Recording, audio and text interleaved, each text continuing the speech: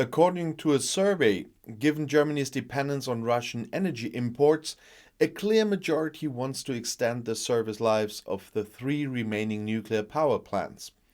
According to the survey conducted by the opinion research institute CIVE on behalf of the newspaper Augsburger Allgemeine, 70% of those questioned are in favor of extending the service life.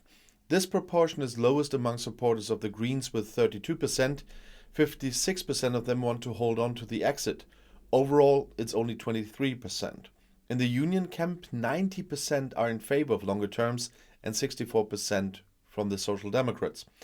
At present, only the ISA 2 nuclear reactors near Landshut in Bavaria and the reactors in Emsland in Lower Saxony and Neckar-Westheim in Baden-Württemberg are still supplying electricity. They too are scheduled to go offline at the end of the year. The Economics and Environment Ministries had already rejected an extension of the terms because of the new situation after the Russian invasion of Ukraine. Instead, the energy transition towards renewable power sources should be promoted. The head of the Foreign Affairs Committee in the German Bundestag, Michael Roth, has called for a clear EU perspective for Ukraine. They deserve it, said Roth on Deutschlandfunk before a special EU summit in Versailles. Ukraine now wants to be a part of the EU very quickly. That won't work, said Roth. But the first step must be taken now.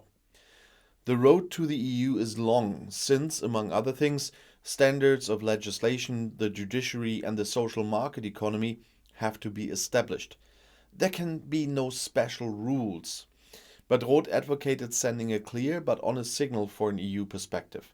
That would really be a quantum leap, he said, but it won't be quick. Roth admitted that there were EU states that no longer wanted further enlargement. In the short term, he could imagine that there would actually be a European economic area, including Ukraine. The most important thing seems to me that Ukraine now gets the signal they are coming, he says.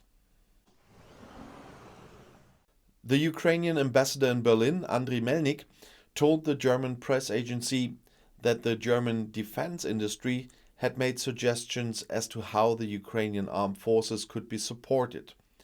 I know that the Ministry of Defense has 60 pages of offers from armament companies. We expect a positive decision, said Melnik. The company's proposals would refer to a wish list from the Ukrainian embassy in early February. These include air defense systems with a range of up to 70 kilometers, anti-drone guns, mine clearance equipment, radio equipment, radar stations, night vision equipment, and ambulances. A second list, which was sent to the German Chancellery, the Foreign Office and the Defense Ministry a week ago after the start of the war, has not yet been processed, said Melnik. Almost all of the heavy weapon systems that the Bundeswehr has are on it, from combat aircraft to submarines to battle tanks. We hope that the traffic light government will also allow arms deliveries from the second list from March 3rd. It's about heavy war equipment that is needed for the defense of civilians. Until March 3rd, it didn't happen. According to Melnik, the following 8 deliveries from Germany for the military have arrived in Ukraine so far. 500 bazookas plus 1,000 rounds of ammunition. 500 Stinger anti-aircraft missiles, 14 armored vehicles, 23,000 hardheads, 50,000 food packets. According to Melnik, there's more been promised. 1,300 bulletproof vests and 2,600 metal plates for vests. According to Melnik, no decision has yet been made on the delivery of 2,700 Strela rockets. These weapon systems are actually needed very urgently, the ambassador said. AfD Member of Parliament Carsten Hilse has been fined €3,000 for resisting police officers on the sidelines of a demonstration. A penalty order was issued against him by the Berlin Tiergarten District Court. The accused accepted this penalty order for 20 daily rates of €150 each, and the judgment became final on March 4th, a court spokeswoman said on Thursday. This does not mean that the politician has a criminal record. Hilse informed the German press agency that he did not acknowledge that he had acted criminal relevant. The newspaper Tagesspiegel had previously reported that. According to the verdict, Hilse resisted on November 18th in 2020 when police officers wanted to take his personal details because he was not wearing a face mask on the sidelines of a demonstration against the corona rules in the Berlin government district. According to the court, he was also unable to produce a valid doctor's certificate. Hilse, himself a police officer and a member of the Bundestag for the extreme right-wing AfD since 2017, criticized on Thursday that the investigations against the police officers who had deprived him of his freedom had been discontinued. Witnesses were not heard, the investigations were one-sided, he said. He accepted the penalty order because there was a lot of media interest at a court hearing and he wanted to protect his family, as he says. After a new court order, the way is clear for the Federal Office for the Protection of the Constitution to monitor the extreme right-wing AfD. As the administrative court in Cologne announced on Thursday, it rejected an urgent application by the AfD against the classification as a suspected case. A so-called hanging order, with which the court had earlier prohibited the constitutional protection from classifying the AfD as a suspected case, has thus been dealt with. There is no longer a decision by the administrative court in Cologne, and there is also no procedure based on which observation would be prohibited, said a court spokesman to the German press agency. The court granted a second urgent application by the AfD, which was directed against the fact that the Office for the Protection of the Constitution had previously assigned 7,000 members to the so-called wing of the party. In both urgent applications, the court decided the same way as in similar cases on Tuesday. Those involved can lodge an appeal against the resolutions, which would be decided by the higher administrative court here in my hometown of Münster. On Tuesday, the administrative court decided that the Federal Office for the Protection of the Constitution may classify the AfD as a suspected case. The court explained that there were sufficient indications of anti-constitutional efforts within the party. Also, the so-called wing was formally dissolved. Its protagonists continued to exert significant influence. Daniel Günther from the Christian Democrats wants a clear majority of Schleswig-Holsteiners as prime minister, even after the state elections on May 8th. According to a representative survey conducted by Infratest DIMAP on behalf of the TV station Norddeutscher Rundfunk, he's unusually well received. The CDU is clearly ahead in the survey with 33%. The SPD and the Greens each have 20% in the so-called Sunday question. It is followed by the FDP with 9%, the AfD with 6%, and the SSW, which is exempt from the 5% clause, with 4%. With 3%, the left would again miss entering the state parliament. If the poll numbers were election results, the CDU and Greens could govern without the FDP. A traffic light coalition of SPD, Greens and FDP would also be mathematically possible, but an alliance of SPD, Greens and SSW would not have a majority. 78% of those surveyed stated that they were satisfied with the work of the state government. That is 7 percentage points more than in January. 43% were in favor of the CDU continuing to lead the state government in the future. 74% were satisfied with Prime Minister Günther. In a direct comparison with his challengers, Günther is way ahead. If direct elections were possible, 65% would vote for the CDU candidate. Monika Heinold from the Greens would get 9% and SPD top candidate Thomas Losse-Müller only 5%. Only 26% of those surveyed said they knew him at all. More than half of the SPD and Green supporters also favor Günther. The state government also convinces 83% of SPD supporters with its work. With a raid in Dortmund, the police pushed through a ban on the association Islamischer Kulturverein Nur al-Islam, which was classified as Islamist. A police spokeswoman said there was an operation on Thursday at a mosque and at the apartments of officials of the association. There's a large part of the activity on the banned association going on. The spokeswoman for the Dortmund police explained that it was about confiscating the association's assets and securing data carriers. Newspapers had previously reported online about the police operation. The Ministry of the Interior of North Rhine-Westphalia had banned the association. The association is directed against the constitutional order and the idea of international understanding, according to the announcement by the state of North Rhine-Westphalia in the Federal Gazette. The Ministry of the Interior said on Thursday that the association would be classified as Islamist. North Rhine-Westphalian Interior Minister Herbert Reul from the Christian Democrats wanted to comment on the bans on the association and related searches on Thursday morning in Düsseldorf. According to the announcement, the association will be dissolved. They are therefore prohibited from any activity. It's also forbidden to form substitute organizations or to continue existing organizations as substitute organizations. According to the announcement, several websites will also be banned.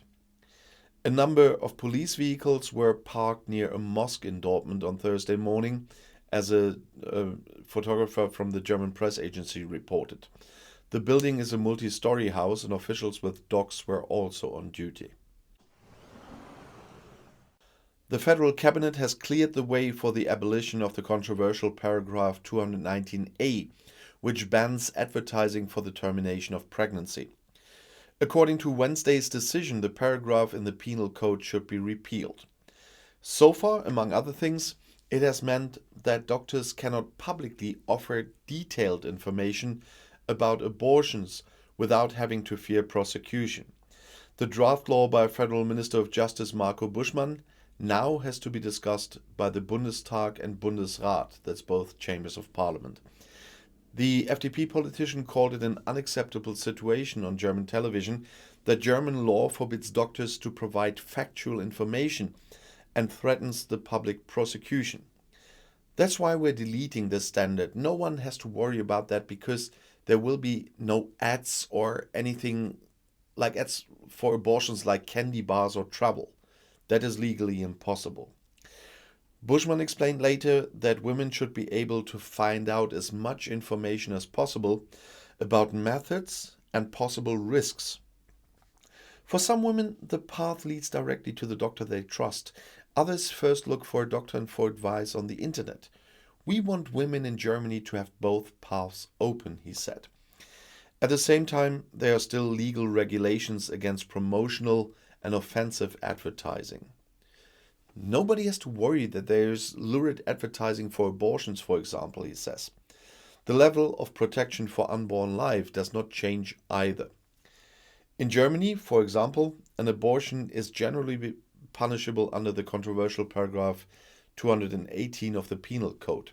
For the first 12 weeks of pregnancy, however, abortions are decriminalized if there has been a prior counseling, there is a health risk, or the pregnancy arose as a result of a sexual offense. Judgments against doctors for advertising for abortion that were made after October 3, 1990 due to the still valid regulation are also to be overturned and the proceedings discontinued. The federal government sees no possibility of an immediate boycott of Russian energy supplies along the lines of the USA. The USA is an exporter of gas and oil, which cannot be said for Europe as a whole, stressed German Chancellor Olaf Scholz in Berlin in a joint press conference with Canada's Prime Minister Justin Trudeau. And that's why the things can be done are also different, he said. If economic relations in this area no longer function as they have in the past decades, Germany will face short-term challenges that will have to be overcome, said Scholz. As early as December, he had discussed with those involved that one had to prepare for the situation, that it would be complicated. The work has already started, he said. The US on Tuesday banned the import of oil from Russia in response to Russia's war of aggression against Ukraine. Great Britain first wants to reduce its oil imports from Russia by the end of the year and then stop importing oil from there. A broad alliance of experts and activists called for the end of gas, oil, and coal supplies from Russia to the European Union. Russian energy giant Gazprom said it would continue to supply gas in bulk for transport through Ukraine.